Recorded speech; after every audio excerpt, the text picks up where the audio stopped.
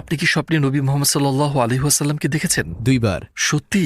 আলহামদুলিল্লাহ। এবং আমার স্বপ্নে আমি বালির উপর হাঁটছিলাম একটা বাতাসের বয়ে চলা পথে, যেখানে আমার উপর শুধু পাথর ছিল। আমি আমার হাঁটুর নিচে তাকালাম এবং একটা পদচিহ্ন দেখলাম। কত আশ্চর্যজনক যে পাথরের মধ্যে একটা পদচিহ্ন আছে। এবং আমি স্বপ্নের মধ্যে জোরে জোরে বললাম, এটা এখানে কেন? কার পদচিহ্ন এটি? এবং আমি পেছন থেকে একটা কণ্ঠ শুনলাম, এটা তোমার পিতা ইব্রাহিমের পদচিহ্ন।